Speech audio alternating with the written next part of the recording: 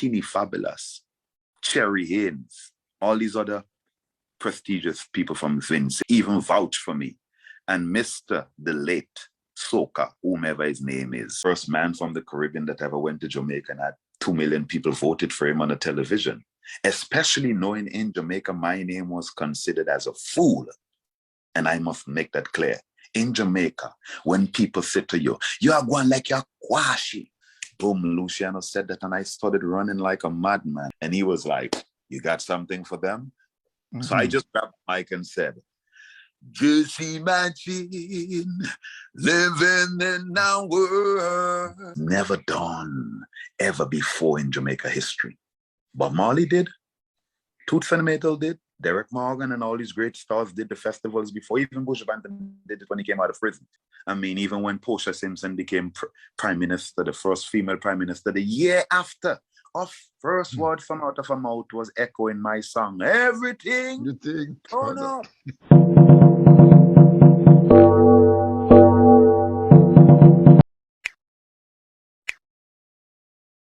It's now 4:34 in the nation's capital. We are located in Ottawa, Canada. We have with us this evening a name that I'm getting a very difficulty to pronounce. It's Qshan Deya. Yeah, I think I have a little bit of it right now. Mr. Deya, just give us a little bit about yourself, and then you will be along the host with Mr. Moulton Sears, who's going to be the host of this evening. Go ahead, give us some background.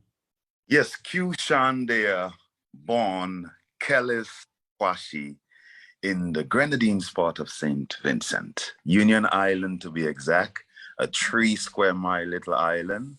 At the tender age of 9, I was actually gracing the stage of all the different Easterval activities like the talent show competition, the cultural night competition, and even on the night of the Queen show, which is the main night.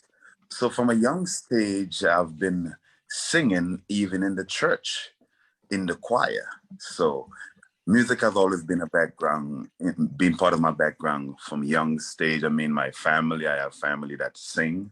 Papa Winnie from Beckway is my first cousin, my mother's sister child.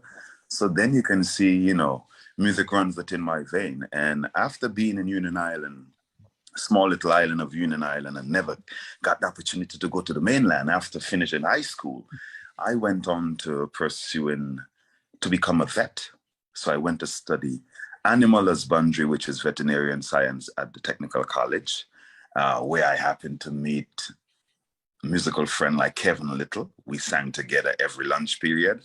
And hence, look at the future. Kevin Little is an artist. I'm an artist also. So we can see, you know, from since me being back in St. Vincent, I've already been scratching the surface doing music. But because, you know, there's not much of a reggae industry in St. Vincent because, as you know, St. Vincent predominantly is calypso, soca, kaiso, etc. So, you know, I grew up listening people like Dennis Brown, Peter Tosh, Luciano, to name a few, Bonnie Willer, Bounty Killer, Barrington Levy, and used to always try to emulate these artists' voices until I then got an opportunity to migrate to the United States in 1996. Where I've been living from since then. Then started professionally in Brooklyn, 1999, when I recorded my first single entitled Journey. As you can see, I'm still going through that journey of music. Journey is a 12-track compilation. It's found on all the digital platforms. It's featuring people the likes of Yami, Bolo, and Richie Spice is featured on that first album. And that first album opened up a lot of doors for me. It gave me an opportunity to embrace the 2001 Star Trail Family Tour, being the open act for Anthony B, where we toured 40 states in the US. My album was actually ranked #2 in California at the time when I was on tour with Anthony B. So I did get a lot of publicity, and it was picked of one of the top 10 reggae albums of 2001 by Chuck Foster, which is a very prestigious publicist that actually reviews reggae album that comes out in the US. Then I kept touching the surface of reggae from 2001, then got to do my second US tour with Admiral Tibet, Louis Culture, Norrisman, Crescenti, Eiley Dread, and we met up with people like the Barry Salmon and the Marcia Griffiths when we reached over to Canada, and Bushman also. So I've been scratching the surface of reggae for a long time, then got an opportunity to visit Jamaica for the first time, which is on Selassie I's birthday, the 23rd of July, 2002. And I was flown to Jamaica by a company called Kings of Kings, which got me to do my first ever music video called Terrible Price. And Terrible Price is a song that speaks about what humanity is going to face, which is the repercussion of all bad actions. You know, and since then, Qshan Deya has been touching the surface of reggae, where I got the opportunity to work with some of the renowned names in reggae, like Bobby Digital, the late Bobby Digital, who produced most of Sizzler's, you know, great albums like Black Woman and Child to mention. And his track with me was called Show Me the Love, which became my first #1 in Brooklyn, New York, on 1190 AM, which is the #1 Caribbean radio station back then. Then I was awarded the opportunity to be the first non-Jamaican to participate in the Jamaica National Festival competition, which is a popular song competition, and placed first runner-up, which is creating history for the whole sub-region. So Qshan Deya, small island, big voice. This is what I say. Yeah, I just want to give a shout out to our radio listeners, Facebook audience, our regular audience who come on to Vincy Internet Radio, and those around the world who are locked on. Just want to give a special welcome to, they call him many names, Volcano Trumpet, Yes, Qshan Deya. Qshan Deya, they're right in the house. Yes, and, sir. And they all, yeah, he goes by the name of, well, he was born Kellis Quashie. Yes, sir. But right now, Qshan we're there. Yes, so sir. Qshan Deya, welcome to Vincy Internet Radio. Welcome to this special program where we highlight, you know, Vincy, who are doing outstanding around the world, you know. So, yes, brother, welcome to the program, man, and it's a pleasure to have you here. My pleasure. Yeah, usually I would say, tell me about your humble beginnings, but man, you give us a whole rundown of everything they just now. So I'm not gonna even say that. I'm just gonna get right into it and say, you know, it's a blessing to have someone like you, you know, in the reggae industry, coming out from a small island, St. Vincent and the Grenadines, even smaller, from the Grenadines, Union Island. How did you do it? What makes you want to get into the reggae scene as opposed to, you know, the calypso thing, which is so common in St. Vincent? Yeah, well, to tell you the truth, after I reached Brooklyn in 1996, you know, predominantly is calypso and reggae in Brooklyn, soca, you know, as you know, for the Labor Day and all that. So I got caught up being among the conscious Jamaicans who listen to a lot of roots rock, like the Peter Tosh, the Dennis Brown. And after being around them and growing up, I was more listening to the Beanie Man and the Bounty Killer and the Buju Banton at that time. So when I got to Brooklyn now, I kind of got more deep rooted into listening to more conscious music, until I happened to attend a performance of Luciano in 1997 at the Brooklyn Academy of Music, which is downtown Brooklyn. And my brother, I'm not lying, that moment changed my life. After I saw his performance, I went home and I picked up the Holy Book and started reading the Bible a little more. I had more concern about the message of the Bible. And I started growing from strength to strength spiritually. And I was not attached to no congregation, not so even. You weren't arrested then? I wasn't. I Right. was just Kellis Quashie, aka wanting to be a humble servant one day. You know what I'm saying? Mm-hmm. After True. being around Still Paul's keyboardist, I then saw a producer that was coming to his studio, and I approached the producer, and he was like, "Yo, you come from a small island, you know, think so you can handle this." And that kind of shunned me and put me back into my shell and made me feel a little inferior somewhat mentally, but then it gave that zeal to prove to him motivated, that motivated me. Yeah. Like, yeah, you know, I'm going to prove this guy wrong. And a few years after, I kept going around Brooklyn with my guitar, as usually every time you see me with the guitar. And then Luciano came to Brooklyn. And I skipped going to work just to get that opportunity to meet Luciano. But I was not one of those that was being a crazy fan to run up to him. So I was actually sitting in the midst of everyone playing the guitar. And he shoved everyone away and come up to me and be like, yo, you remind me of myself. And at that time, my vocal was just, I was just getting that man voice, if you want to say that. Me and him connected until he come back to New York, and then I saw him performing in Coney Island, 25,000 people, and he spotted me in the audience and said, New York City, I have a musical son in the audience. And bro, I've been in Brooklyn doing my thing for some years, never really got that attention until boom, Luciano said that, and I started running like a madman, running through the audience. They lift me up, put me on the stage, and he was like, you got something for them? Oh my goodness. Impromptu. At the time, Your World and Mine rhythm was playing. So I just grabbed the mic and said, just imagine living in a world where the old place was turned up. And I mean, he was shocked to even hear me singing so identically alike. I take the shock to him, and I mean, the rest is history. People will have to go get the DVD. It's called Jammin's Beach Fest 2002, and they'll see everything. Jammin's Beach Fest 2002. VP Records sells the DVD, and it has people like Jimmy Cozier, Maxi Priest, Bounty Killer, Vegas, all the stars. It was one of the biggest shows of 2002.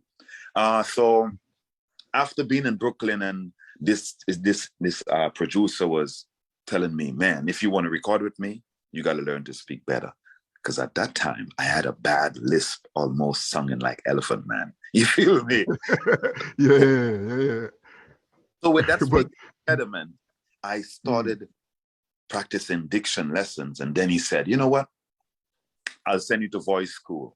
And I went to voice school to Brooklyn Conservatory for Music.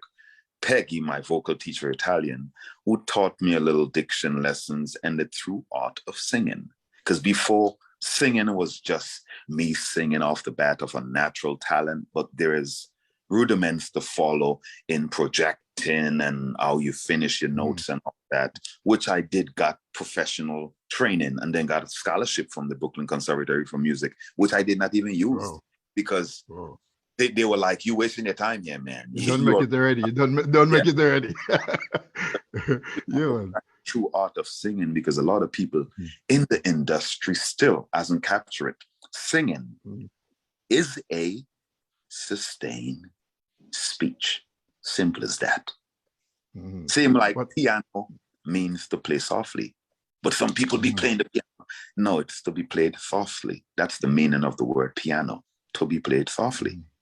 Now, singing is a sustained speech, and you can end your words with a vibrato finish or a sustained finish. You can either fuse both techniques. This is why you see a lot of R&B singers doing all that vocal theatrics.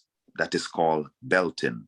That is not using the true rudiments of singing, which is the diaphragm, because the voice comes from the diaphragm. So I've learned a lot, and it pushed me to want to be part of the musical fraternity on a conscious level, contributing music with message through the reggae vibes, until further I became Little Block conscious, knowing about His Majesty and getting to know that we as our people need to start emulating our ancestors who have already paved the way for us. Then my message now started leaning towards, as some people will say, Rastafari, liberty, which is a way of life. And then after that, I was given the opportunity by the same producer that shunned me to record my first track for him called Journey. That Journey track, we're gonna come up to that, but I just want to go back to your vocals and the training, because it seems that you didn't only do vocal training in singing, but you're a well-spoken entertainer right now. I can tell from the very first day I spoke with you that you're well-spoken and you know. Now let me just say something on that. Now you to me you're a very, very special artist, you know, because in the form of, and you said about the baritone, you have baritone because you're representing the baritone, the same baritone like Luciano, Dennis Brown, Peter Tosh, Bushman. That takes a special, that takes someone special. And not only that, I noticed and I observed that the way you speak also, you can speak the way you can sing, you know. So that is you're a special youth, and you know, we're proud that you're one of, you know, St. Vincent own, St. Vincent and the Grenadines own, three diamonds, you know, all the way. Yeah, and later on we're gonna talk. We're gonna let the folks know about this special instrument that you specialize in. So don't think you get nowhere today. You know, we're gonna hear the acapella, we're gonna hear the guitar, and we're gonna hear that special instrument that I hope you have it close by, because you know this is an instrument that should be introduced to the That's an instrument that will be introduced to, you know, a lot of our audience. It was my first time seeing it, you know. Sure. So we can talk now about we can talk about coming up to your first, was it a single or album? Yeah, the first single, which was recorded in 1999. As you know, 1999 was a very trying year for everyone. Everybody thought that the world was coming to an end. You know, Journey was the first track I recorded in 1999, which it made #1 on the WLIB chart, also the top 10 chart in Brooklyn.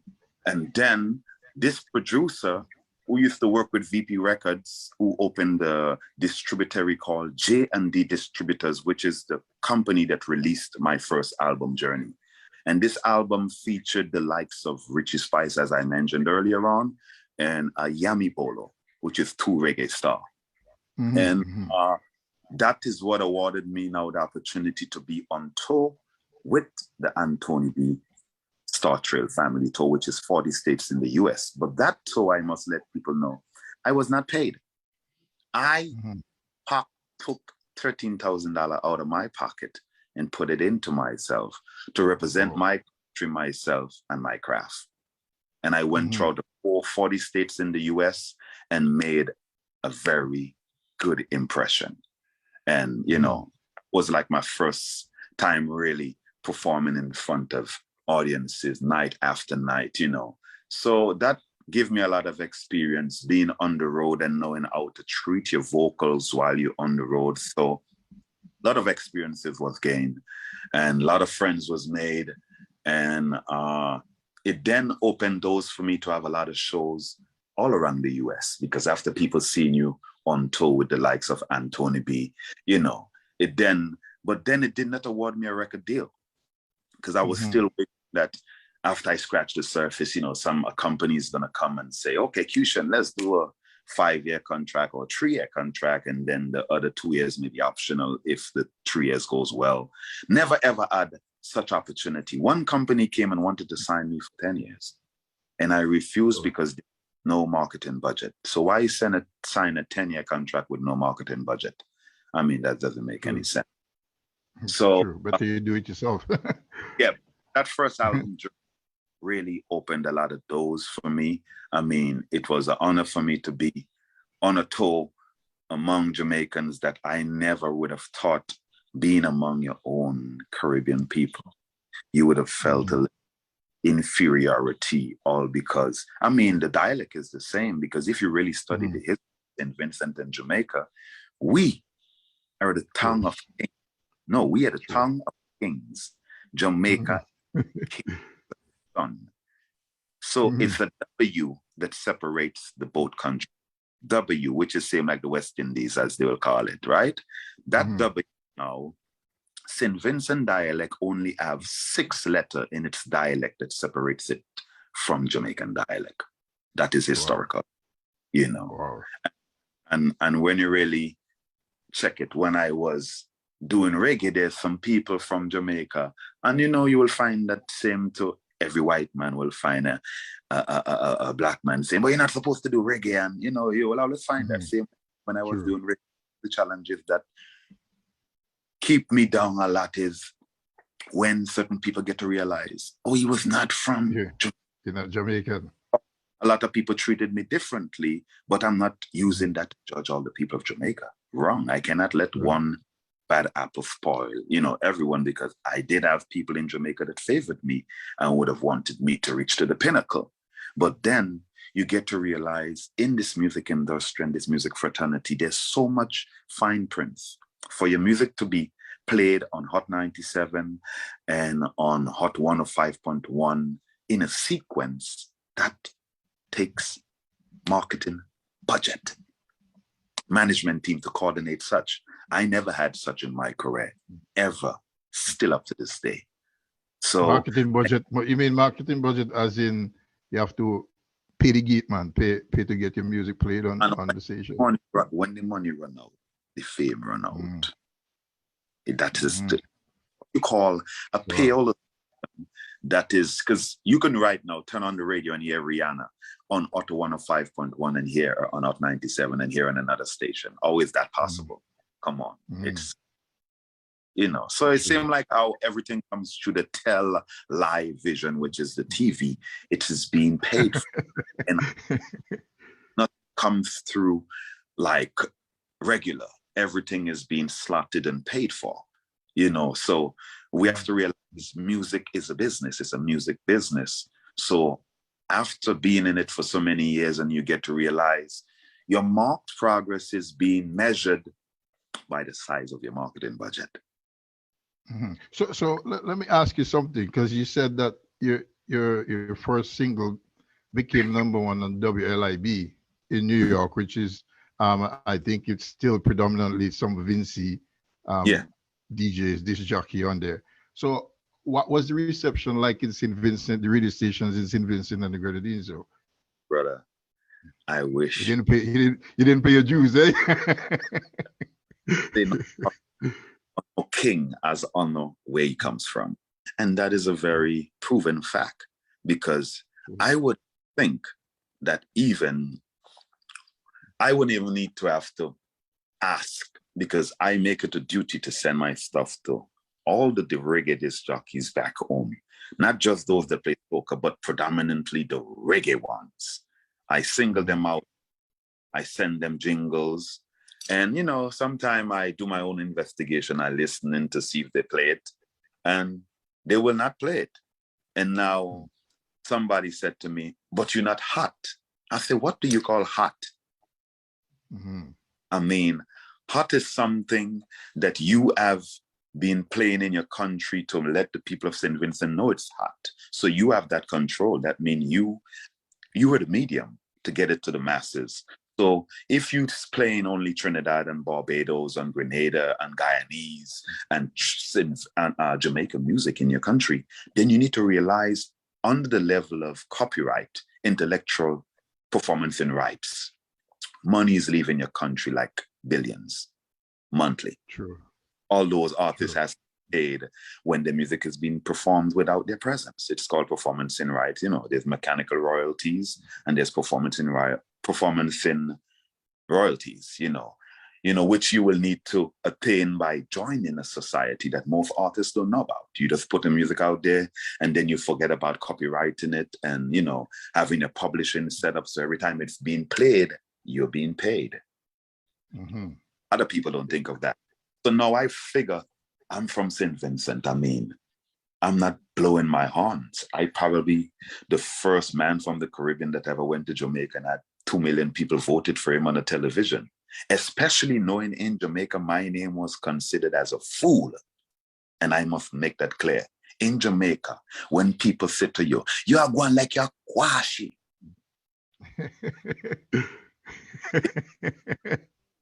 Fool.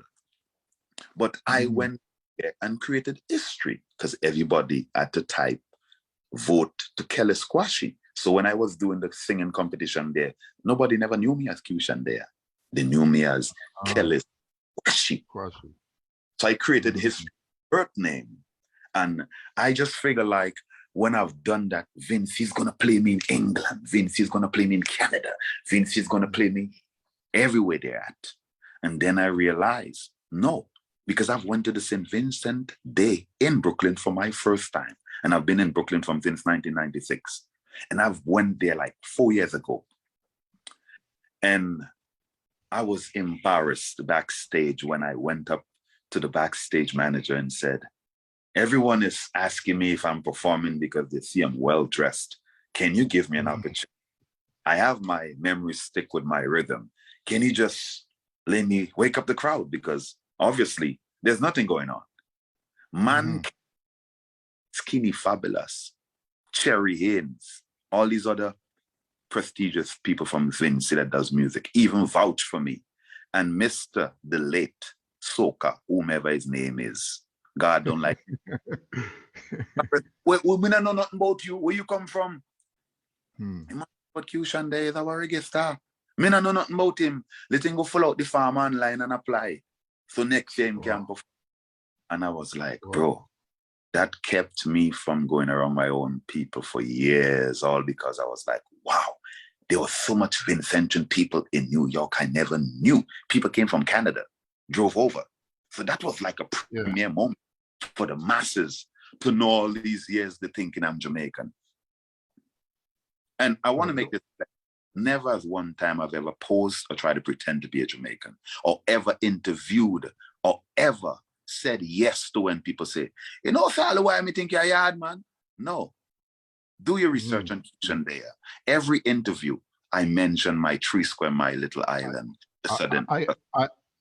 I can vote for that, man, because all the interviews I see, you big up St. Vincent and Grenadines, and you make people know that you come from a little place that's what, 3 square miles. You know, you're proud of that. So we just want to big you up for that too, for you know, raising the Vincy flag. You know, which we're gonna come to some issues later on. But before CP jumps in though, I just wanted to give the listeners and the viewing audience and a little history behind the Qshan Deya name, how you came about it, and then CP is gonna jump in. Definitely, the Qshan Deya name came from the same producer that I felt was shunning me at the time when he was thinking twice to record the Journey single. He himself was like, you need a name close to, you know, that's catchy. So we were working on different names, and Qshan Deya came up, but they spelled it D-I-A, which is a last name in Jamaica. Also in Africa. So I never knew that. So people really thought that was my real last name. Then now, when I bring out my second album, I'd already reformed in my mind, I'm going to change it to kind of make it sound more like when you say, Damiso Deya is here. Deya means in you here.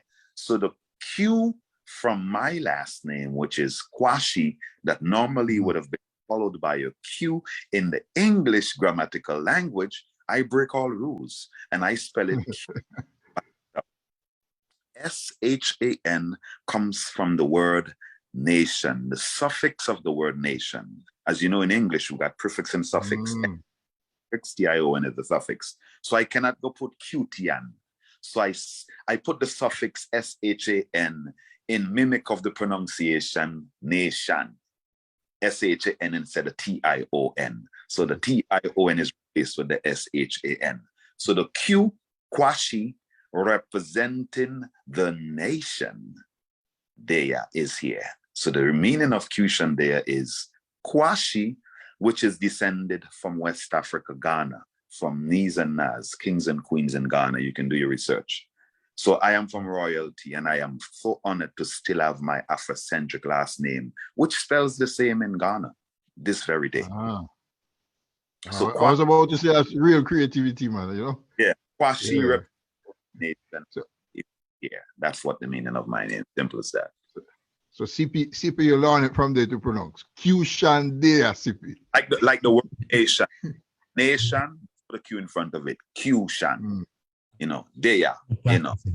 Before I get into it, I want to shout out that's Penny Vibes. Penny Vibes, I know is in Europe. I haven't known much about Penny Vibes, but Penny Vibes is my booking agent up in the UK. She has been repping me for years. So I say give thanks for her taking the time to tune in. Okay, so I'm just gonna read you a few things that she said.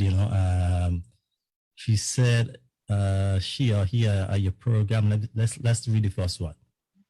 He said, Rastafari, love, light, and blessing from Penny Vibes and a Real Vibes Radio family. That's the first one. The second one say, small island, big vibes for real. And the third one says, I'm gonna give you the message. He said, bless love, Vincy Internet Radio family. Bless love, Qshan Deya. Okay, yes. So we thank you for listening and hope that I know for sure your music, when we get stuck on Vincy Internet Radio shelf, for sure your music will always be played on Vincy Internet Radio. And Thursdays, I have a program. It's Calypso. No, I have some reggae music to mix into it. Yes, sir. But on 5 a.m. to, I think it's about 6, I only play Vincent music only on Vincy Internet Radio. Awesome. So your music going to get some blend into some Calypso music. Thank you. Again, I think it's from 12 or 1 o'clock on Saturdays up until the program starts. It's only Vincent music. And then on Tuesday night, I have a reggae program. I'm trying to blend a lot of Vincent music into my reggae program because charity always begins at home. True. That is so correct. I salute you. And that's what we do at Vincy Internet Radio. I mean, anytime you want to come to Vincy Internet Radio, you can send us some jingles. You see, you send jingles to all the radio stations that didn't play them. So make sure we get some jingles and some station identification, and yes, then we go from there. Renio, I wanna go back a little bit. I mean, you give us a lot for an introduction. Yeah. But I can't leave certain things out of your introduction. Yeah. Everybody know that you come from a small island, Union Island, and you grew up. But when you were growing up in Union Island, what was your dream to be you see as a musician or a singer?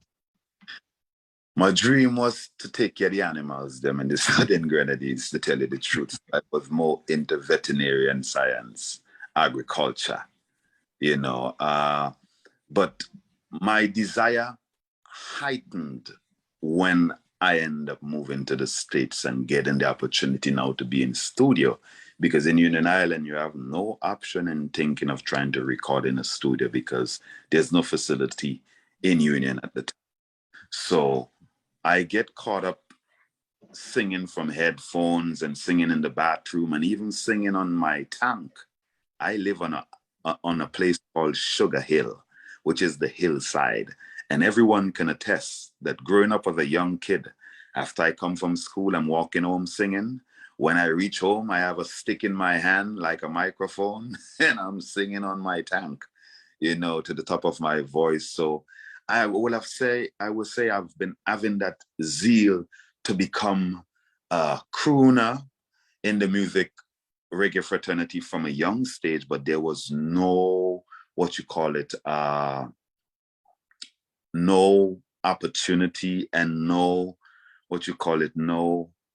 environment to nurture that talent until, like I say, I went to technical college on the mainland. Then I started realizing, wow, St. Vincent has studios. I started linking up with Kevin Little at every lunchtime and started vibing with him until later I got an opportunity to migrate to the United States and on a vacation, which ended up an occupation. As you can see now, many years passed, I became, naturalized in the States, and I've been just doing my thing musically. But when I was in Union Island, all my life, I've been known as a toaster, not a singer. Toaster. They used to call me Major Q, and my brother was Muffy Q. So we both he used to be the singer, and I used to be the man to do the DJ part, the sing J parts, definitely. So when you migrated, where do you start when you migrated? You migrated to Brooklyn, New York. How did that music start? How you got into it there? Now, when I migrated to Brooklyn, New York, now I end up start linking up with a lot of St. Lucians. As you know, St. Lucia is just a mango throw away from St. Vincent, and we share the same volcanic name, Soufre. You know, after being there in Brooklyn and linking up with a lot of Lucians, I started singing in this St. Lucia Zouk band. And they brought out their second album called Juke. And I was the lead singer of that band. So presently in St. Lucia on the big major stations, there's still mixed Zouk soca that I've done way back, my brother, that I don't even want to dig up those files, but it's part of my musical history where I've been singing at weddings, parties with this local band from St. Lucia until people get to realize and say, yo, you got a good voice for reggae. And then I started hanging more with the Jamaican public now and got into getting the opportunity to record at the Still Pulse keyboardist studio called Sydney Mills Living Room Studio, where my first album Journey was all recorded. We don't want you to hold back anything, you know. If you have to dig up, just dig up and let's go, you know. Our main aim is to let you tell your story. Let everybody know as a humble beginning where you come through the ranks, because some people see you now and you're on top of the world. They believe you just jump up on top of the world, but we want people to know the struggle that you went through to really reach on top of the world. So if you have to dig up anything, just dig it up. If you forget and you want to go back, that's fine with us. That's why we are here to give you that opportunity. Many times when you're trying to go to record a demo and you cannot because you cannot afford studio time. You understand me? And then there's a lot of demos that I've recorded back then when people heard my song turn #1 on WLIB that never got released. Even the late Bobby Digital and me was working on an album and that never got completed. You know, so there's a lot of works that I've done in my earlier years of singing in Brooklyn where I will say I got used and then you have to pay to learn. So after I got used for a few years, I started investing in myself because I realized singing soca and zouk wasn't my calling. And like I said, after I saw the Luciano performance in 1997, which was like 1 year after being in the US, you know, that was my calling for conscious reggae. And I picked up the guitar and I got guitar teachings from the late Clifford Mooney Pussy, who just passed, one of Still Paul's main guitarists. He just passed a couple of days ago in Brooklyn with battling cancer. He was my guitarist. He's the one that taught me my first chords in Brooklyn. And so I will say, you know, there was a lot of people that helped to motivate me that were Caribbean conscious, and that was just too national conscious of, you know, even there's a lot of friends from Trinidad that I've been recording with, you know, that some of the tracks never got released, you know, because doing music in Brooklyn, it's a good thing, but to really get your music to be played on the radio stations, my brother, it's the difficult challenge. There's a lot of talent in Brooklyn from the Caribbean, but to get the music exposed out there is either you need to be friend with the disc jockey, and still when you're friend with the disc jockey, he will still need some financial gratification in order for him to keep you on rotation. I mean, like I've said in my song, Play the Music, if it's real music, then play the music for the merit of the music, not just play the music because, you know, you're looking for something out of it. As Bob Marley say, do your music. If money is to come out of it, money will come out of it. And I've been doing reggae for over 20 years. If we do the math, 1999 was my first single. Look where we at now, 2022. And still, half of Vincent's population don't even know who I am. I've performed opening for Luciano, Buju Banton, I mean, Steel Pulse, Barris Hammond. What more next do I have to do in front of the public of St. Vincent at Victoria Park for them to see that my music is warranted some rotation at home? So I figure now, doing stuff in the US and sending it back home, being international, when I went back home to perform, I thought when they're introducing me, they'll give me my accolades. No, I would have what you call it, MC in St. Vincent when I reached now to come on stage, my brother. All the way from Union Island, like I just took the boat and come up. Like I took Mr. King boat, where they call the boat again, Barracuda, and just come up to do a show. I'm based overseas. Like, give me accolades. Why don't you say international reggae artists from our beautiful island, St. Vincent? When you hear him, you may think it's Luciano. When you hear him, you may think it's Dennis Brown or Peter. His music has been compared to these artists. But guess what? It takes me great pleasure to honor one of our unofficial ambassador, because I'm telling you this, I even went home to the Minister of Culture to ask, with even all the local artists supporting me, who does reggae there, vouching for me to have diplomacy, being a diplomat, because I've been flying the flag for so long. And there's artists who came after me singing soca that does not contribute nothing positive to their nationhood. I'm not talking about their lyrics and their craft. Anyone can be good at singing, but if you're doing music and your music is not uplifting and edifying humanity in a positive manner, you just casting, well, I'll say you come like an empty barrel making. So I just figure like we as human beings, we are vessel. God used us as vessel to convey his word, song, and power to creation. So I took music so passionate that when I went home and asked the Minister of Education, can I be an ambassador, a national ambassador, because I've seen so many people with that title and I've been doing works out there, and this will help me to move around with diplomacy and with respect for my country, more respect for my country. They said to me, unfortunately, you do not have any political affiliation. So that kind of got me confused as a man, a son of the soil. So you're trying to tell me because I am liberal, I do not choose the left or the right, and because I'm predominantly from Grenadines, which is known to be NDP people, party and politics also caused me not to get certain promotion in my island, because still we are St. Vincent and the Grenadines, but I must not forget to let my people know we are one. So whenever you're speaking internationally as a Vincentian, don't you open your mouth and say St. Vincent.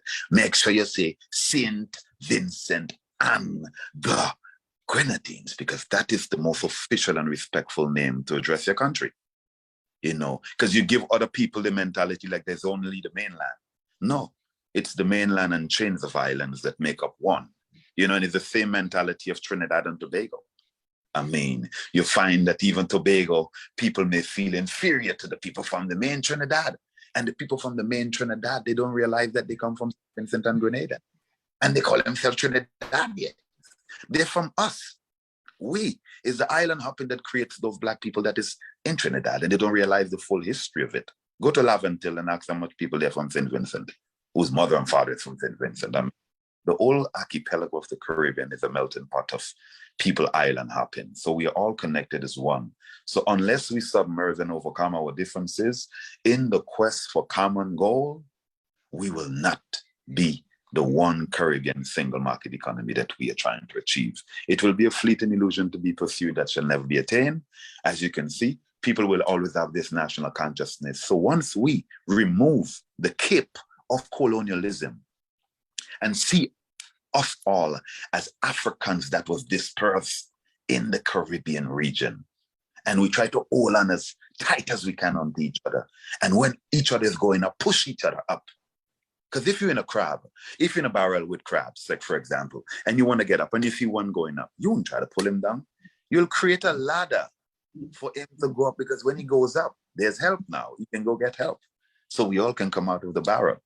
So if we as Vincentian now start taking a page out of Trinidad, Grenada, Barbados, Guyana, these places are very national conscious. But we tend to reach into America, Canada, UK, and end up want to be the other nationality and not representing we.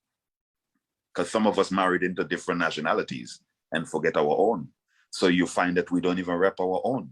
Because if I ask now, how much people from St. Vincent, we have 188, probably 88 something thousand people. How much people really in St. Vincent has ever, and I'm not charging you this, you don't know about me, but have you ever spent 99 cents on this brother to download one track at least one track, and I've been in reggae music for 20-something years, and still people say they don't know who's Qshan Deya, then you're not following what's going on back home. Because I've went back home and performed in all the major shows there is. And still, not one track I can call home and say, hey, Kellis, where's my number one song home in Vincy? Well, Kyushan, what number one song you're talking about? We don't even know one song. What the title of your song them again? That is foolishness. So this is why the people outside is not giving me my respect and my fear due, because they do not see me dancing gracefully at home or being respected at home. And people look at that. So until my nation would start respecting me, then the other folks around the world can give me more respect, because they can be like, oh, yeah. I mean, take, for example, look at all the acts from Jamaica. When Chronics came out, the whole country behind him. For Chronics to get big in St. Vincent, we have to play his music in the radio. Okay. The one track that they played on the radio, did they play it one time for Vincy to get to know about it? No, they have to play it every day, and it's called rotation. If you hear something every day, even though it sounds like poop, you will get used to the language, and you will start to sing it on top of your tongue like it's nursery rhyme without even no effort. So I say we all need to strengthen each other. I mean, I'm an open person. Always first to, reach out to my people to send my music. And I just figure, like, for all these years, one song at least St. Vincent could say, yo, this is Qshan Deya, big song. And I'm really disappointed that all my years of doing reggae, they're still telling me, but you know, a hit song. Like, really, DJs are telling me, but you know, I'm a hit song. So I say, what do you call a hit? A hit is something that you can get people used to, because you play it every day. Like, for example, look when the song come out, Call Angola. Oh, it started playing in Jamaica and the people hear it on the charts. So what I realized that people run with what's hot from the main hub, and then they don't realize that what is hot in the main hub, you have to pay for it to be hot, because if you don't have any money to buy kerosene and gasoline and coals, you think you can have barbecue for your party? No, you can't. And so everything takes money.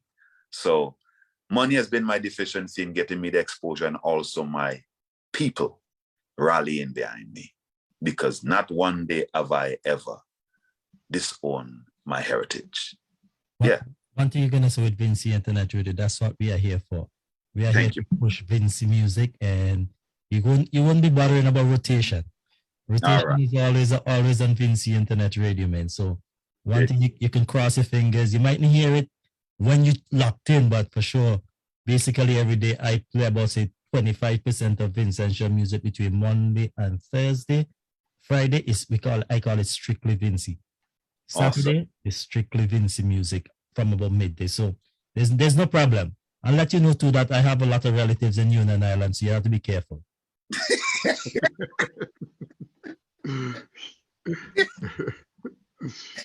So when you're talking about Union Island, just remember I have a lot of relatives down there. Awesome. The boss related to me down there. So just be careful. Wow. Just be careful. Yeah.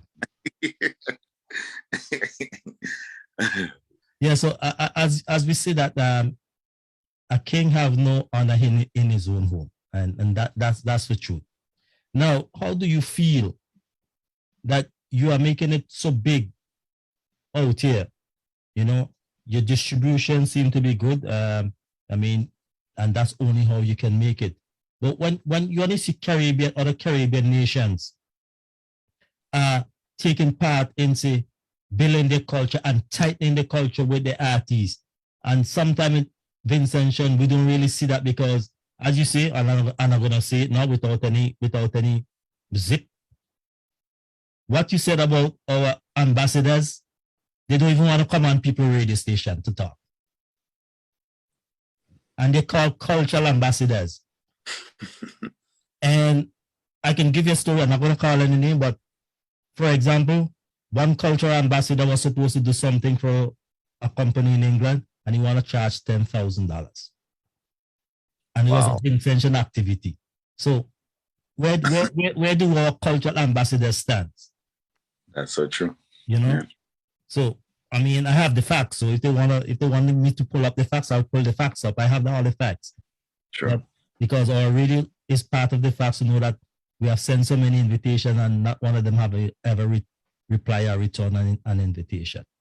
Oh wow.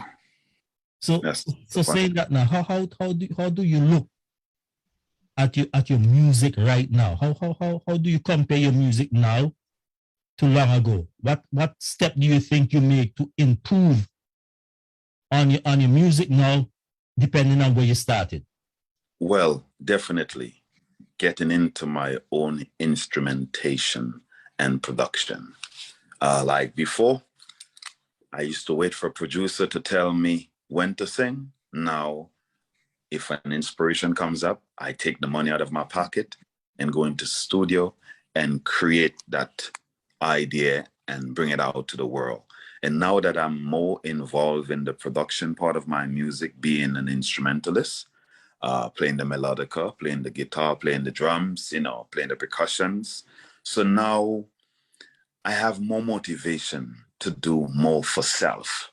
Now that it's not that I want to be in this position. I would have loved to be in a position where I have a band to my leisure to say, okay, drum, bass, keyboards, we're going to rehearse today. But every musician has a personal life and they have a family to take care of.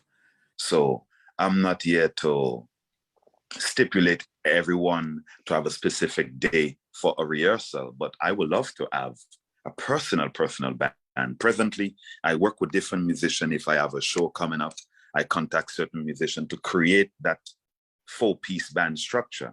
But right now, in my musical production, and I have in control over my intellectual musical properties, now I'm able to release at any given time, whenever I feel to, without waiting for a record company. As you can know, the platforms are all digital now. Everything is going virtual. So it's easy that you can do your works at home and still bring it out to the masses. So now that I've reached to the level now where I have enough experience in the mixing and the mastering of my works, I've seen a big improve in song. And over the years, my voice grew stronger and bigger. I'm 43 now. I mean, I'm a young man.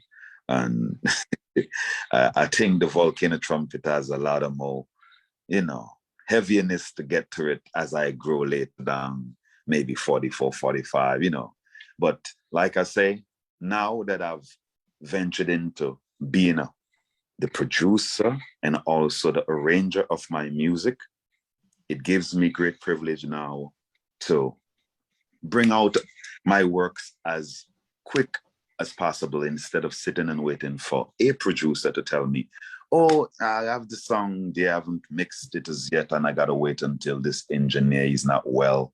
Those things hold back your motivation, because sometimes you record a song and you want it to go out, but there's no way to get it out. Now there's iTunes, there's Spotify, there's Amazon. You can be your own distributor by using these platforms to distribute your music, which is what the path I've taken. And as you know, if you're using a tool every day, you only get better at it. So I have seen a big improvement in my vocal projection, my vocal strength, even my message and my writing over the years. Because like I say, over the years, I've went through a lot of life tribulations that made me a stronger person. And a lot of stuff I've been through in the music fraternity that made me a more wiser person to take a different approach. And the approach is the same approach that Bob would have taken in his time to make sure he secure his intellectual control. So whenever he leaves Earth, there's a residual for his offsprings. Yes, as we were saying now, that what's your next move? How do you compile your songs? Do you have a rhythm? Do you write lyrics down? How do you go about your composition? Well, sometimes the inspiration come, which is the melody come, the bass line may come to me first, and then I put the bass line down, and then I put some keyboards around it and get some live guitars, put it around it, get the drum pattern synchronized around it. And it goes from there. You listen it for like a week or two, and the rest of the lyrics just come naturally. Because music is a natural thing. You cannot force a punchline. you got to let the punchline come to you. You know, like for example, the track I Love You, that is my second pilot project that I put out under my own label, Sugar Hill Records / Mystic Production. And that track came about, you know, me thinking about there's so much weddings around the world, and to have a song that a man can play for a woman, and then he don't even need to say anything. Like he can say, before we get old, let love take control and bond us both together, baby. So in the storm, when it's cold, and there's no one to hold, just know that you've got me forever, baby. I love you and need you. Can you be my wife? We'll be friends for life. Simple as that. So my music is social commentary. I mean, life experiences, you know, world atrocities, you know. So I try to keep a balanced compilation of topics whenever I'm doing an album. So it not just have only conscious lyrics talking about Rastafari, liberty. I'm open to all background of life, all walks of life with my music. My music is not just only speaking only to African people, but to the world, you know? All right, in case you just joined us, we're talking to, I call it 3-in-1. I don't know if that's where it is. Mr. Kellis Quashie, AKA Qshan Deya, AKA the Volcano Trumpet. So it's 3-in-1, not just one person we're talking to, you know, but the 3-in-1, you know, so. I love that. Yeah, but I have to be, well, I didn't tell CP, but we're supposed to be cousins, you know, so the creativity passed on to me too, you know. Sure. Yeah, man. So, Qshan Deya, you have worked with some of the best in the business, in terms of reggae, from, you know, Bobby Digital and Sly and Luciano and you know, a lot of others, including, you know, soca artists, you know, Kevin Little, and, you know, I'm sure a whole entourage of singers from all over. But you also spent some time with Luciano at his house. Yes. How was that experience? Give us a little Jamaican experience, because we want to get into your music itself. Yeah. You know? Yeah. Well, the experience, I would have said, was a okay experience. It was less than what I was expecting, but because I know we are all flesh, and like the Lord say, we have all sin and come short of his glory. Sometimes you cannot hang your hat where your hands cannot reach, and you just need to just know that people is people. You see me? And I would have hoped even now, me and him would have a collaboration, but says him, we both sung too much identically alike. And I know in the world of music, one man cannot sing identically like another man. Come on, man. Like, really?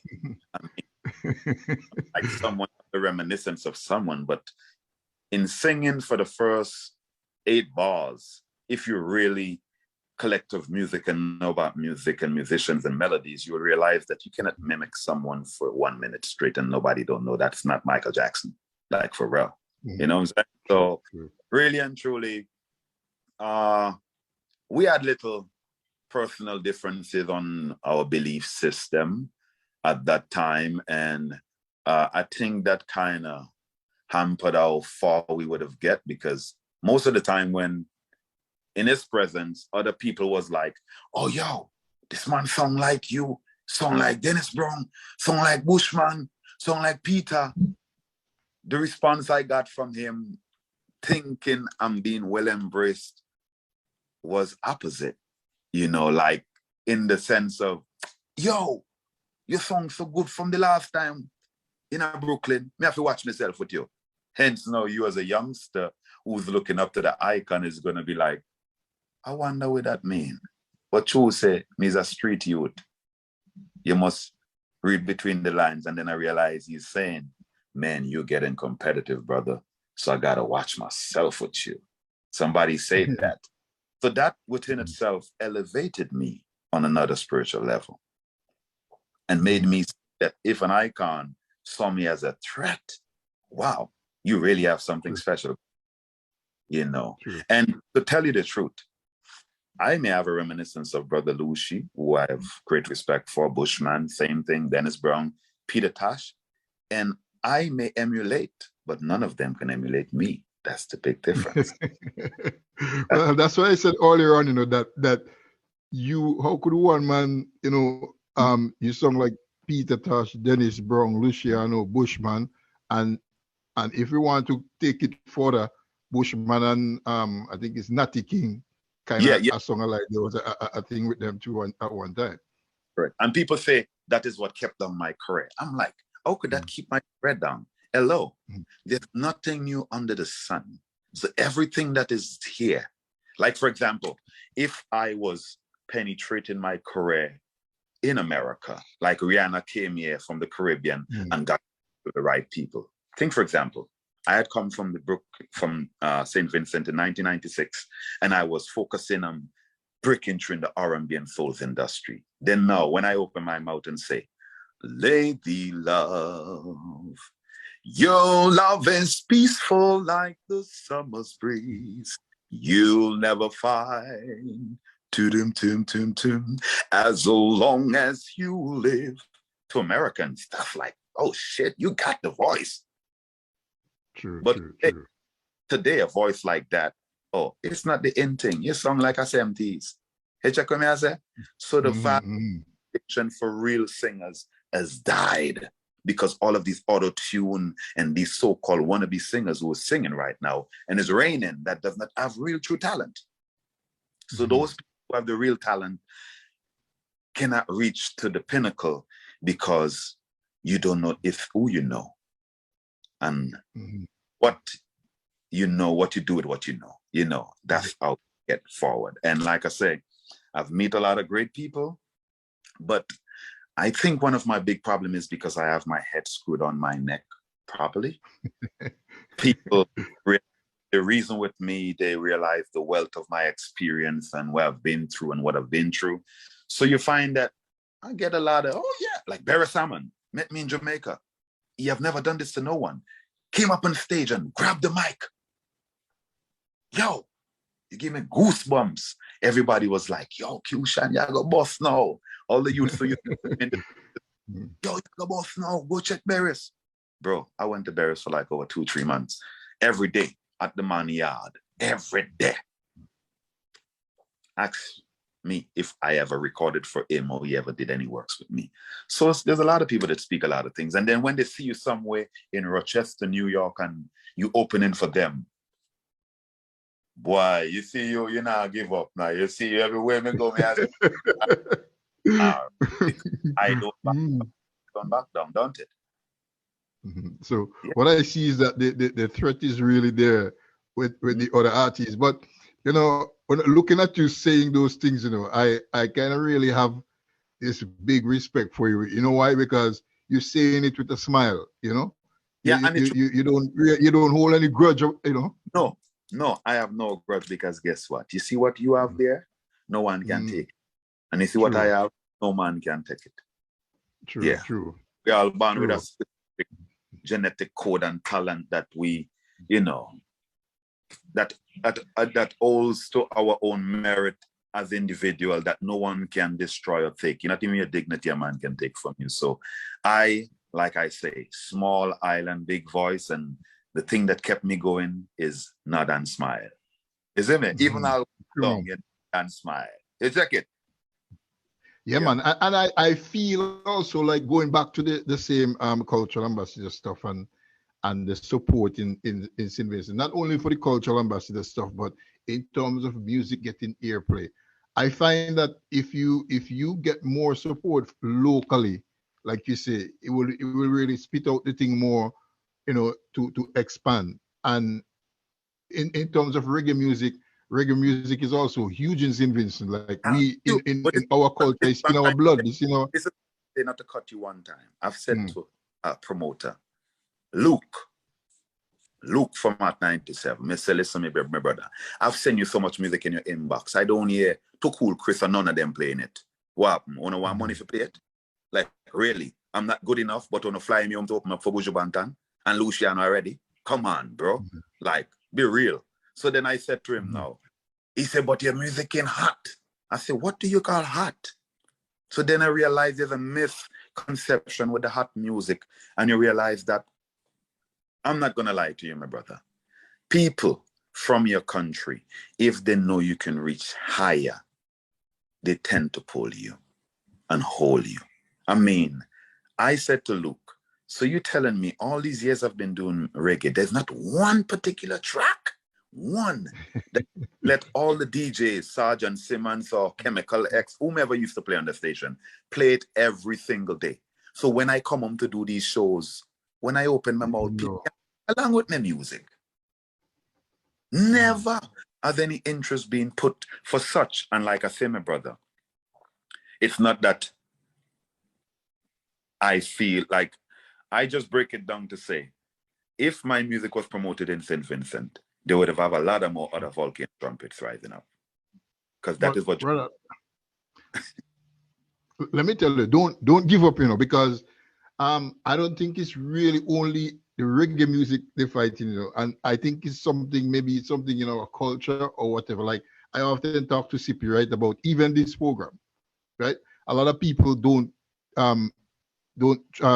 listen as they should, or don't tune in, or let's say they don't gravitate towards it too much because they feel that we're trying to do something that and they don't want us to rise. So like I always tell CP, you know what's gonna happen when we get up there. That's when they're gonna jump on the bandwagon, and that's exactly what's happening.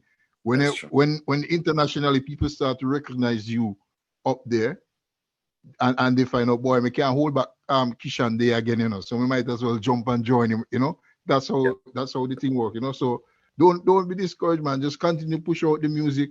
Vincy, like CP will tell you again, Vincy Internet Radio is here for these kind of things. No money pass, no royalties pass, no nothing. We just want to push on the culture, promote the people, and let St. Vincent get, because years ago St. Vincent was a tiny little island. We're still tiny, but now we have big voice. We have the volcano trumpet voice now to really spread it out. So we are going to use the trumpet.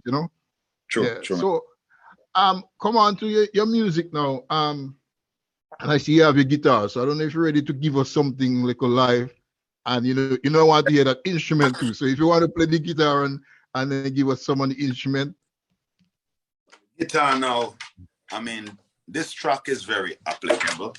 I mean, it's talking about what's going on now in the world, as you can see. World atrocities, rumors of wars are occupying the attention of governments and people. But what the world is thirsting more than ever for is equal rights and justice. So this track is called Bloodshed.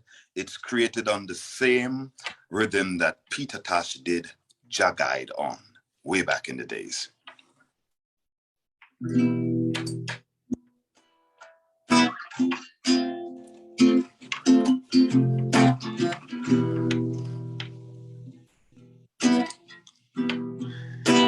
World is in a state, man has lost their fate, while leaders orchestrate, humanity sits and awaits, brothers pushing hate, when we should all collaborate, crime on the rise, plus the murder rate, too much bloodshed every day, taking the innocent lives somewhere.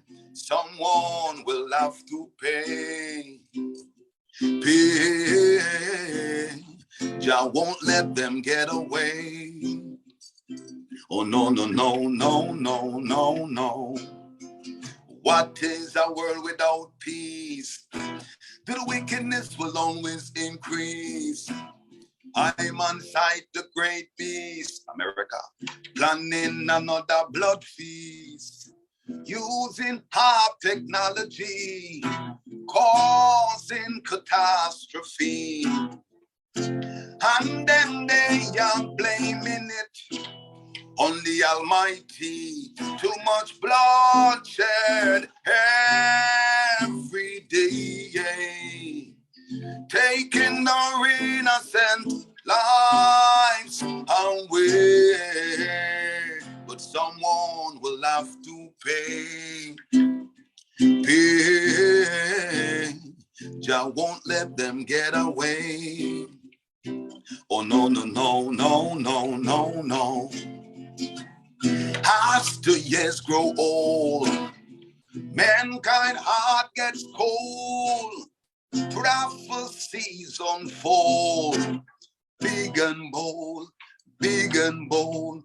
World governments have a plan to re-enslave every man economically, politically, and spiritually. Too much bloodshed every day, taking our innocent lives away.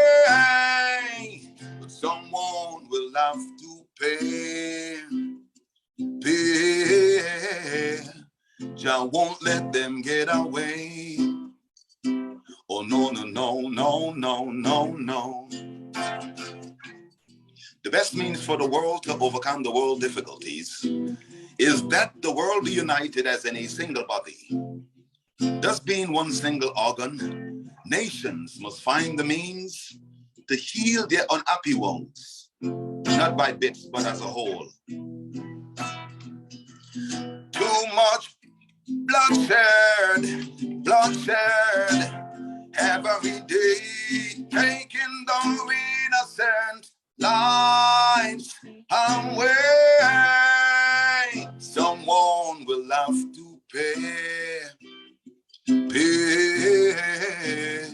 Jah won't let them get away. Oh no, no, no, no, no, no, no. Someone will have to pay. Yeah, yeah. Jah won't make them get away. I said you got to pay, you got to pay. I say you got to pay. Oh yes, you got to pay. Though my enemies set traps in my way, I don't fear no evil. Iniquity workers dig pits every day. Still I won't fear no evil, because Jah guide, Jah guide, Jah guide, Jah guide, Jah guide. I through this valley, I know He will. When I'm traveling through this valley, I know He will. If Brother Peter Tosh was here, he would have said, though my enemies fight me every day, I don't fear no evil. Jah guide, Jah guide, Jah guide, Jah guide, Jah guide. I through this valley, I know He will. When I'm traveling through this valley, I know He will. I know He will. I know He will. Bloodshed, bloodshed every day, taking the innocent lives away.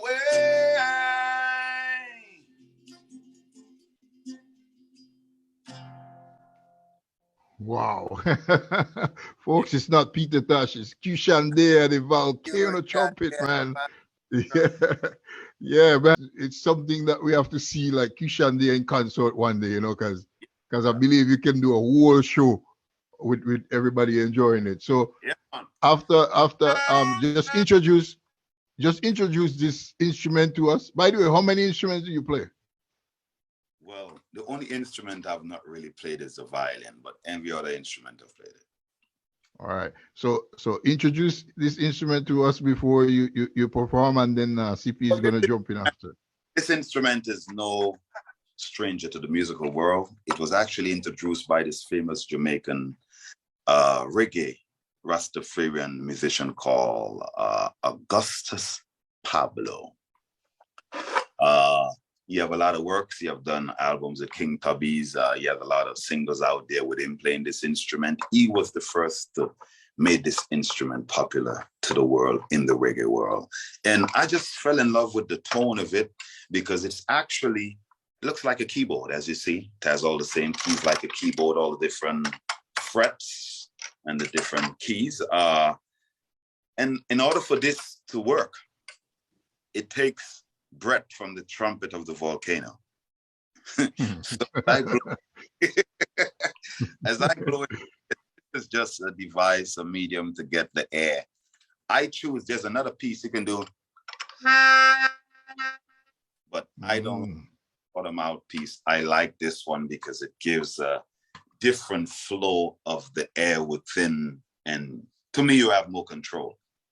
So this instrument is called Melodica. It creates melody, but I call it an air board. Like you have a keyboard, there's an air board. You use air to play this one, so when electricity, you're still in action. True. Makes sense. Yes, I fell in love with this instrument in the COVID period. I've had it for some time, playing around with it. And I did one track which released a song called Gate of Mount Zion on YouTube, which have like almost 150,000 people, a collaboration with the late Aki Becker, which was the lead singer for the group Midnight from St. Croix. People can check that out. Gate of Mount Zion is the name of that track, where I first introduced the world with me playing this track. And I've produced that track also. It was mixed at VP, mastered at VP Records, and it's on all digital platforms right now. So this instrument, I'm not gonna lie, I fell in love with it because it takes a lot of air and it helps me to catch up with my cardiovascular. When I miss any cardiovascular, this, I could still do this and feel like, I run a mile or something, So this instrument, it's one of my favorite instruments. I'm still getting to know it. I'm still a junior in it, don't get me wrong. There's this new track I'm trying to play. I think you guys know, the Big Adele track?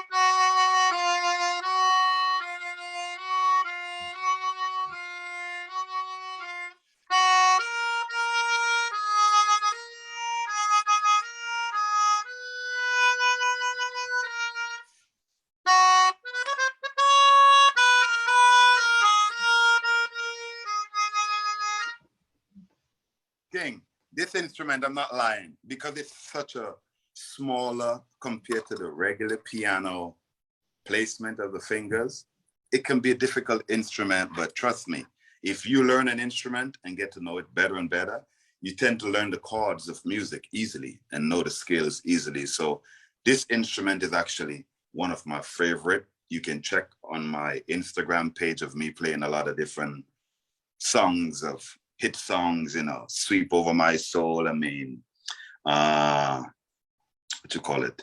A lot of different, even Alicia Keys track I did on it. No One, you know. Mm-hmm. So I'm still practicing with it and getting from strength to strength, but it will be in all of my musical production. Every producing track I have come out, you will hear the melodic on top of it. It's actually the intro in the track I Love You also. So yeah, the piece I'm working on, the Adele piece, you guys are gonna hear that on Instagram pretty soon in its full entirety. I'm still working on the keys of getting all the intonation out. Yeah. So yeah, this is the, so please, it will help you as a singer for your projection, you know, strengthening your lungs and cleaning your lungs also, because it's air, strictly air playing the notes, you know? It's a keyboard mouth organ. It's a keyboard mouth organ, like a harmonica. Yeah. You listen to the Freshman Song, you listen to Vincy Internet Radio, and we're having an interview with Qshan Deya. Yeah, the brother is out of beautiful St. Vincent and the Grenadines, in particular Union Island, now based in the USA. In saying that now, what are your future plans? Because that's always in my thing. What are your future plans? Well, my future plans now that I've been scratching the surface of reggae for over 20 years, and I need to see more marked progress in my career. So I'm not really pausing on reggae. Reggae is still going to be in my back pocket, but now I'm going to push myself in being the next voice of soul. And I mean, Teddy Pendergrass, Barry White, Lou Vandross, Lou Rawls, you name it. These guys are gone. Who's there in the Black community to emulate such voice? I've noticed no one trying to do that in America. So I've had a lot of people advise me, man, you have a very good song. You sound like Lou Rawls or Barry White. So, you know, venture into that. You got a 70s voice. So I just figure the earth is wrong, and we start at one point, we always come back at the same point. So I know there's going to be deep appreciation for soul's music in years to come, you know, because we always go back and take a page out of the old school book. So I want to be 2 steps ahead. So you have a track they call Hold Me. It's a jazz track. And I'm telling you, my brother, if you let the people hear that, this will be the epitome of what I'm actually trying to explain, which is my new direction. This track actually explains the level on which I'm going to be taking my music now to not just to reach only people, Rastafarians or Christians or Caribbean people, but to reach the world. So I don't know if you have the track queued up. You have that track, All Me? I haven't seen it in this list, maybe in the other list. Yes. I haven't seen it in the list that I have lined up here. Oh, okay, sorry. Well, anyway, that track is a jazzy track, and it's a new direction where you can hear my true vocal texture. And with reggae, there's some limitations, and with soul's music, you can get to vocalize a little more.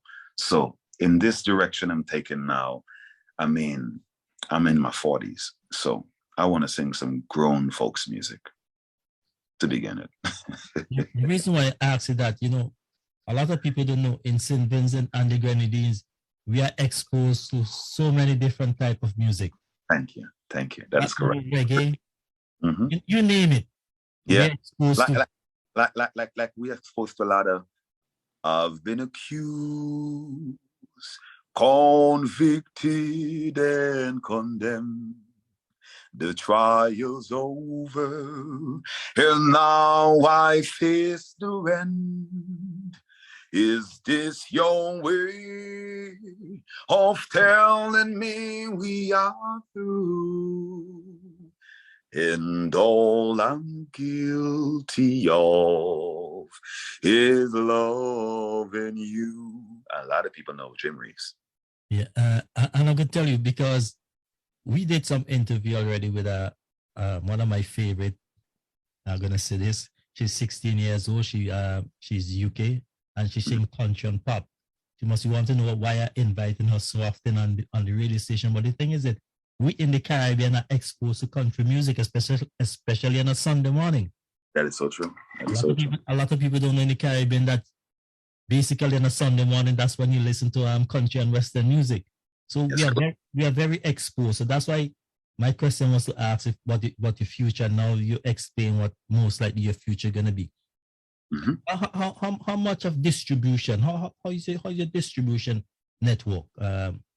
Well, the distribution network is one Coco. As I say, the more I grow my followers to get them to go to Spotify, Apple Music, iTunes, and support my music, it's the more finance I will get to re-inject back into my career. So right now, distribution-wise, my music is on all platforms, all the major platforms. But to get it on the top, it goes by sales. And this is why we do interviews and we urge other people who just getting to know about Qshan Deya, who support independent artists, go out. Google my name, Qshan space Deya on Spotify, iTunes, Rhapsody, or even Pandora, whatever. You can get my music, you can listen it. If you like it, you click download. It's just 99 cents. I mean, that support of 99 cents will go a very, very far and a long way towards me continuing on pushing and pursuing my musical career. You know, so I say kudos to everyone who have supported me, because I don't want to bash those who have supported me and put everybody in the same box. All those who have supported me before, much gratitude. I am thankful and I'm humbled, and it has given me a lot of motivation to continue on. So keep doing the good thing by supporting independent artists like myself, or even like Abuza, or like Yafatu, or like Dynamite, or like Skinny Fabulous, or you name them, Kevin Little, Vincent and Axe. I mean, we need the support, because I think that our island has a lot of talent, whether it be in the reggae, fraternity, or the pop, and we just need to be pushed up. And who can push us up but ourselves? You know, so that's it. So what do you think? Anything you think that we can do from my side to help you? Don't be afraid. What you can do on your side is basically have a quiz.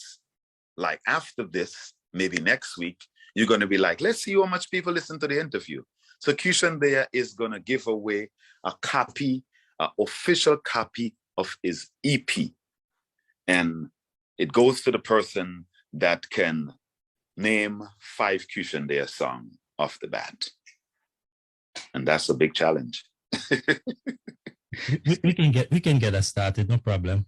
Okay, that within itself will help to promote my name and help for people to get to know more about my, my repertoire of songs that have been released out there, you know, because like I say, because I'm the only one beside the Patrick Ozzy Delamo, or the Patrick Jr., the Yafatu, the Abuza, and so on, who's doing reggae on an international level. So there's a very small percentage of us that's doing it.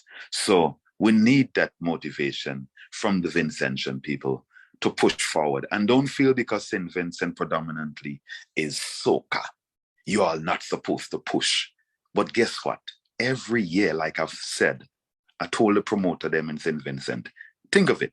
every year, how much artists do you fly from Brooklyn, that is Vincent internationally, or from Canada, that is Vincent internationally, or from the UK to come to our home to perform? No. You rather send for a guy from Trinidad, a guy from Barbados, or a guy from Jamaica. And guess what? You're paying this guy US money. And I am a citizen of the US. And guess what? You just pay me money in US. You want to give me US EC dollar like you know, and a respect for me. Come on, check yourself. Check yourself. You give the Jamaicans half of the money before they come there. And when they reach at the airport, guy, they need the other half before they reach at the hotel. Why will you treat your people different?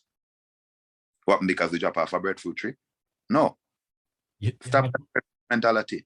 You have no honor in your own home, man. All right. Thank you. And I mean, let's talk mathematics now, because our country need to save money. So if you have a promoter, and for the year on the calendar, all the acts and all the shows that is kept is international acts. How much local artists benefits from these reggae acts that comes from outside? And all the money leaves and go on the plane the day after they finish perform. They don't even get the artists to come in 3-4 days and set up some workshops to make sure they get their money's worth, and let the artists go to the ghetto and speak to the youngsters in the ghetto and share their experiences from Jamaica, another counterpart, so that those stories can be regimen for youngsters to be inspired to be the next reggae star in the region, the sub-region. No, the promoters bring them in, stay at the big top of the line hotel. The public has no access to them. You spend your big money, they're on the stage, you reign, and then you go home after that. No, what did the people of St. Vincent earn from this? We have to benefit from every commerce that we manifest on our country. We're supposed to benefit from it, you know. And I'm letting you know, there is a lot of money being given by the IMF through the Chamber of Commerce that's supposed to trickle down into the music industry in St. Vincent, because yes, it is given to every Caribbean island. Where does that finance goes? Towards pushing Vincentian acts. You know, I mean, the government should at least say, okay, if we're doing a show every year, we're going to mandate. If 10 Vincentian artists or 3 Vincentian artists is not on this bill, it cannot happen. Boycott. Why are we not doing that to push up our own culture? I mean, do you look at Jamaica and see how much artists went to Jamaica on their calendar for the year that was brought in by promoters? 0. 0 artists, 0 soca artists, 0 reggae artists from the sub-region. So come on, are we stupid? So you're bringing me to your country, and I'm not bringing you to my country. So then your country is operating at a deficit, culturally, financially, because that money is not spent among Vincent, and it's going back. And you giving the people US dollars. And when you're own, Qshan Deya fly home, you all want to cut short my money and give me $500 easy. I'll say, oh, that is all we get. No, when I tell you no, I'm not flying home because I want a contract to be done, where I get half of my money up front. Kyushan, where you playing? You come from Union. Yeah? No, because I must stay low. You know, see it? And I mustn't stand up. And then when you hear my accent, oh, you sound more Jamaican. Hello. When you go to France, you sound like Vincy in France. You think they're going to understand you? Yeah? You're not learn like a French and say, comment t'appelles-tu? Je m'appelle. Qu'est-ce que tu fais? Je vais dans la village. You know, learn to speak different language. We all must be multilinguistic in every country so we can go everywhere and represent ourselves. It doesn't mean that you're not being who you are. So a lot of people judge me by that when they hear me speak. Oh, you're trying to twang like American, or you're trying to sing like Jamaican. Oh, no, I am myself. Yep, right about now we have Qshan Deya in the house, the volcanic trumpet, Kellis Quashie. Yes, sir. So Qshan Deya, you did an EP at the beginning of the pandemic there in England, I think. Just tell us about it and how it came about. And yes, and the EP. So yeah, the EP came about meeting with Robin Hood Production from out of the UK, who have recorded several tracks with me before that never got released. And after he heard I was on voyage to go to Africa for a world tour, he then intercepted me and made a connection, and I started going to his home studio. Here comes the birth of Polytricks, which was recorded in December, way before COVID. So even in Polytricks, I mentioned about them using Africa as guinea pigs to inoculate the African empire, both mother, children, and mother, father, and child, which we come to see after. I mean, so this EP was actually not planned, but just the chemistry between me and the producer at the time. And it's 5 tracks. It's Black Cry Salvation, Ancient Scroll, Polytricks, Use and Abuse, Heartbroken. So this EP was geared to setting up a European tour for myself with the production company. And unfortunately, some of the challenges that happened, this producer went ahead and released this EP without even getting a first right to release. And I must let every artist know in this business, if you record a track with a producer, he has to send you a form called first right to release. A lot of people don't know about this. A lot of people record for thousands of people and never ever saw such contract. First right to release gives that person the first right to release, just as it says. And hold what you're saying there, because we do have these kind of things like with artists coming on the program and they don't really know. I don't think they know or realize their rights as an artist. And when it comes to relationship between artists and producer. So I'm glad you're saying that. And see, we're gonna have to make a special show one day to kind of educate and inform, young and upcoming artists about, their responsibilities and their rights. So sorry to interject there, but I just had to say it there when you said it, what you were saying. Yeah. So where was I? Yeah, no, you sorry about that. No, you were saying that the producer released the song. The producer put out the project, so I contact my agent to reach the producer, and the graphics that was put out to me was not the professional graphics that I paid an African to do, which was the original concept. So this person figure, oh, COVID is over. I haven't heard nothing from Qshan Deya when he have close access to me. And then I leave and I came back to the US after the extended period being in the UK and couldn't get a flight to go because there was no flight coming back to the US of A from the UK. Everything was on shutdown. So after I left and I saw the album popped up, I then reached out to my agent that contacted the producer. And this producer was he had the audacity to say, oh, he couldn't hear from us, so he just put it out. And I'm like, really?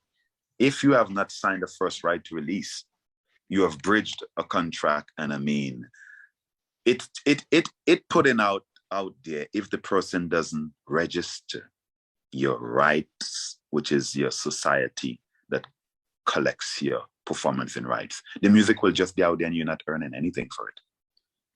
Because the titles of the song has not been properly registered or given the proper credit. For Uto, no, he can just put it up as all for him,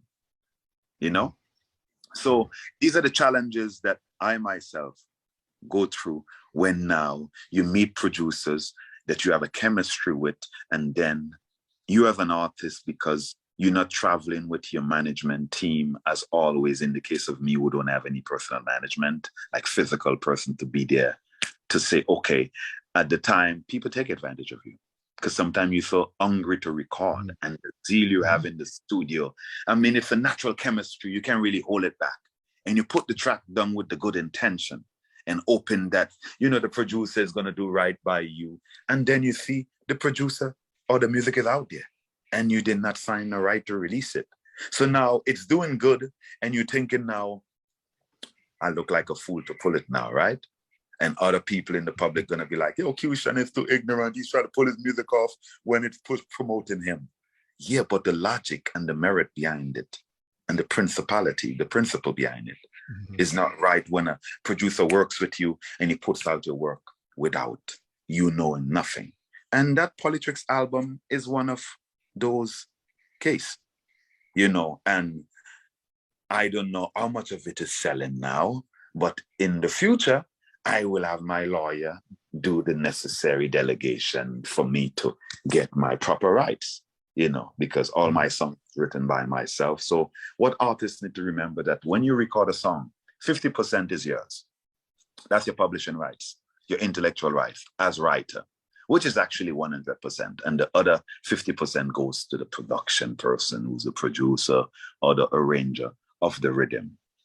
That producer might have other people that financed him. So when you see the album or the track goes out, you'll see his name and a bunch of other people's name, aliases, a line, you know, attached to it. And you're wondering like, but I thought it's him alone I'm working with. But yeah, he's not the one that financing everything. So he's going to have to share the percentage, but you will always get 50% for your writer's right. Mm-hmm. But I saw you put out the disclaimer that you did not give permission to release it. I did not give permission. So he still, so the producer still owns it, or? No, the producer have the audacity that he's not removing it from, because he claimed he already paid his money for it to be sold for a year.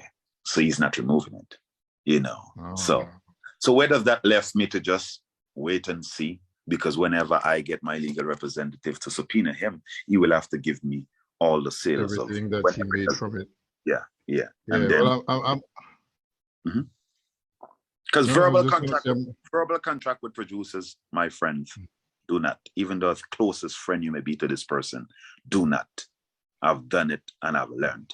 You know, so what you do, you get everything in black and white, just like VP Records or another company, Jetstar, whomever will sign you and say, okay, let's do a 1-year contract. You give me one album. After the first year, we see how it goes. And then we come back to the drawing board with your independent expert and my independent expert. And we have a talk. And we move forward and say, okay, we give you a 3 to 5 year contract for 3 albums within 5 years. That's how the normal procedure would have gone. But I was not given that opportunity. And when I reached out to the producer, he had the audacity to make it look like I was fighting the old vibe down when I was just trying to get my fair due rights, which is due to me, you know. Yeah. I'm glad you're giving us this kind of education. Now, in terms of songs now, I know you rate the one highly with Ekebeke. In terms of, if you have to pick one of your song to perform apart from that song, which one would it be and why? Disappointment. The reason why disappointment, because just like I was disappointed before, now I'm appointed. Every disappointment. And disappointment is a bad word, but it's divine intervention. What is to will be in whichever due season. There's everything has a season and reason of manifestation. So, and is a true testimony of my life experiences during my musical passage, on my musical path, on my musical journey. So disappointment truly represents my vocal texture, projection, message, consciousness, and direction. And also, disappointment is a true testimony of my life up to this moment. I'm not disappointed, don't get me wrong. Disappointment is divine intervention. I'm very patient because true. And was not feeling one day. True, and things happen for a reason. Some things don't happen before it's time, you know. Thank you. The little time you spent with the messenger, it sounds like you're the real messenger now. Well, my brother, sometimes the Most High or the Spirit of life takes you into certain path and you wonder, like, and then now you say to yourself, whoa, I mean, who have eyes to see, let them see, who have ears to hear, let them hear. I know my voice speaks for itself. As people who knew me when I just started doing my first interviews to now who I am, if you can see growth, then this is why you don't promote, because you don't see growth. You know, if you see growth in Kyushan over these years, it will find it easier for you to promote, because I'm not into this, my brother, for fame. I'm just to set a legacy for my offsprings. Feel me? I'm a proud father of 6 boys and 4 girls. Let the world be known that I will always be around, my brother. always be around. You understand me? So I'm here to set a legacy for my offsprings. You know, True. That's where. True. In coming up to wrapping up in a few minutes, who would you aspire to be like? Who would you have loved to be like in the music fraternity, dead or alive? I'm not in the real life of life. I would love to be myself, to know that I come from such a 3 square mile island, to have the magnitude of this voice now, and to have done so much in reggae. And I never thought, being from a small island, I would have been able to accomplish touring 40 states on a tour bus and greeting people, and they not knowing your background, but they just receiving you. So I say my biggest inspiration and mentor would have been myself, because you always have to listen to that inner voice. Once you start trying to be like someone else, it takes away from the true you. So this may be egotistical to some people. Oh, you don't want to be like, no, I want to be like me. Because if I was me, then I'm not lying. The world will be a better place. Because guess what? Everybody will be smiling. Every time you see me, it's a smile. And it's not that a fake smile. It's a perennial smile. It's a natural smile. And that smile comes from the joy within me. Because where I come from, I know no prejudice. I know no racism until I came to these interior. Then I learned certain things. I mean, I never knew not much about certain Black history because it was not, I will say, celebrated in our social study curriculum. You understand me? So after coming in the belly of the beast, I found consciousness here. And it has been the regimen that helped me to keep the consciousness in my music. And if you pull up all of Qshan Deya's music, there's not one that is derogatory or speaks against degrading women or bringing down humanity. It's all to uplift the nation. So I think I'm in the right corner and in the right direction. But as I say, one hand can clap, two hand can. Two hand can. But if we have all fingers and we do this, like I always tell people, this is life. Look at your hand. You're born as a child and you're growing older. You notice your fingers start getting taller. And then the most powerful finger on your hand, which I'm not going to show because of respect to all my listeners, is your middle finger. That people stick up the middle finger. You know why? Because that is the strongest. And as you get older, notice what happened. You see, it gets shorter. You get weaker. And now, once a man, twice a child. And look at the color of your hands. It is the same color of a white man's skin. This is why we always putting our hand out and begging the white man, because we think that he has the money. But your richness doesn't count with your physical bank account. It counts with your spiritual bank account. And that is the trick that a lot of people don't have. They accomplish a lot in life, rich, wealthy, but happiness comes from that spiritual bank account. And that is what I have. I'm going to ask you one last question. But I also want you to, if we forget anything, to ask you. But what I want to ask you about is when you went on the talent show in Jamaica. Give us a brief. Synopsis. I know you touched it earlier on. Yeah, synopsis of it, and also tell us the story behind what is it? Everything Turn Up? Is it Turn Up? Yeah, Everything Turn Up. Yeah, well, Everything Turn Up. Everything Turn Up. Yeah, give us. Yeah. Everything Turn Up. I'm always excited to talk about this because Everything Turn Up has paved the way for me to be more respected in Jamaica. And Everything Turn Up is among the second track on a compilation that was put out by the Jamaica Cultural Development Commission, which is the Ministry of Culture. This was never done ever before in Jamaica history. Bob Marley did, Toots and Maytel did, Derek Morgan and all these great stars did the festivals before. Even Bush Banton did it when he came out of prison. He did it also. And they have never done a CD compilation before. The first year they have done it is 2011 when I participated. They released the CD and send the CD throughout the 4 corners of the earth to promote Jamaica Festival. You want to know who track was number 2 on that compilation? Everything Turn Up. You want to know who was number one? The guy who won the competition. So it was already pre-staged, even though they knew I had the most popular talk or the popular song that was being played on all the televisions, because they set it up the same way they do the American Idol, where you do a little punch and you say your number and have people voting for you like the American Idol. So this really gave me major promotion throughout the Jamaica. People seeing my face and knowing Kellis Quashie is later to become Qshan Deya. You know what I'm saying? Mm-hmm. So the experience of being among my fellow brothers, I'm not gonna lie, because I blend in so easily, they all thought I was one of them. I mean, we were riding 14 parishes, and you see the night of the competition, which is the final night at the National Complex, the National Arena, all the way from the small island, St. Vincent and the Grenadines. Me say, wow, box cover.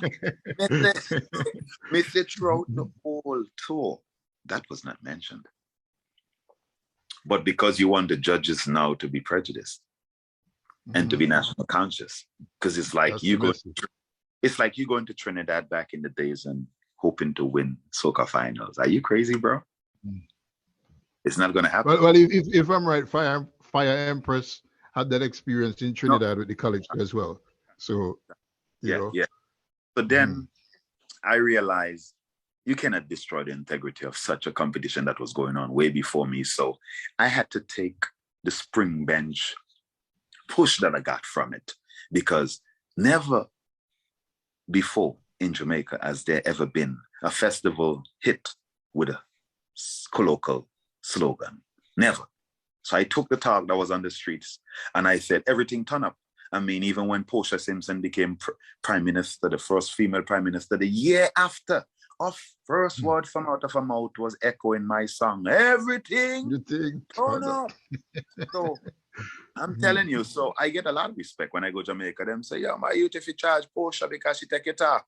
But that wasn't my talk. It was a colloquial talk used in Jamaica at the time. And I think a lot of people got misconstrued with when they see me in the festival and they saw the song starts with the video with the Jamaican flag. And a lot of people say, oh, Kyushan flying Jamaica. Same like Kevin Little. They fight him down when they see one Vincy flag among the whole video and get I've supported him. It's the same shit I've been through.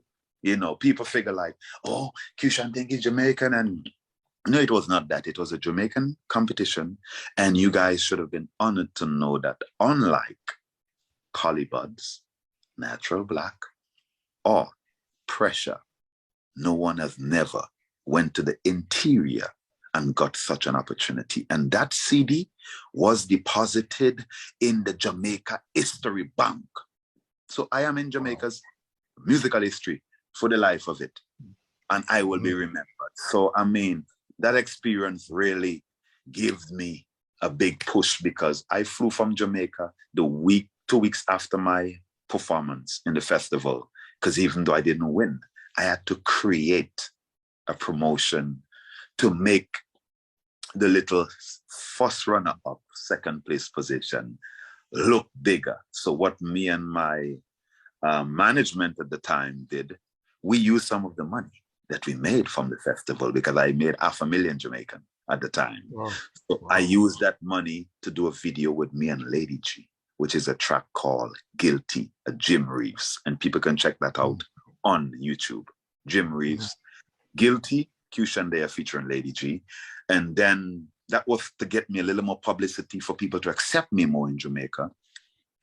And then I flew to England and launched my first album, which is called, my second album, sorry, which is called Love Governor Saul, which is 17 tracks featuring the likes of Tony Rebel, Emperor Mangasha,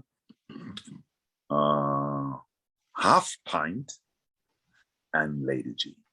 And that is 17 tracks. And the reason I did 17 tracks was to show the world that you can book Qshan in concert. He can give you 17 tracks.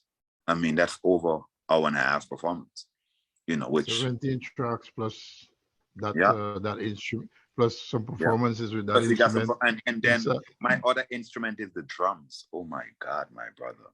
I can play the drums, you know, the kete, you know, the cultural drum. As you know, in Union Island, when we have dry weather, we beat drum and rain come. And that them for know. Yeah. Yeah. So rain dance is part of my cultural background. So I also fuse the drums into my music also, you know. Yep. Well, tell the people where they can find you on social media, and tell them your YouTube channel and all the stuff. The whole where to find you. Sorry, where to find you, the services you offered, because I know you have your own little studio in Nevada there in the US. So so just tell us all the services that you offer and your social media contacts and where they can find you. Yeah, well, definitely you can find me on Google. Q as in quality, S as in strong, H as in honorable, A as in angel, N as in noble, space, D as in defender, E as in educated, Y as in Yahweh, or A as in always. QSHAN space DEYA, pronounced Qshan Deya. When I say Qshan, you say Deya. Deya. Deya. Yeah, that's Deya. it. And you can find me on Instagram with one word, QSHANDEYA, facebook.com/QSHANDEYA. Also on YouTube, it's one word, Qshan Deya, #1, because there's only one Qshan Deya. And also on LinkedIn, all those different platforms. You can find me with my stage name again, QSHANDEYA on SoundCloud. And also type me into the search engine of iTunes, Spotify, Apple Music, QSHAN. You'll see Deya pops up. That's also me. You will miss my face. Yep. Oh, Qshan Deya, it's been an absolute pleasure. There you go for our audience. Our very own St. Vincent and the Grenadines, Union Island to be exact. The man is powerful, the volcano trumpet. And when we say trumpet, we mean it blows you away. You know, the volcano is not a burning volcano, but to stimulate you and energize you. A lot of people say, well, what is the trumpet about your voice? This is the trumpet. It is a trumpet, man. Yeah.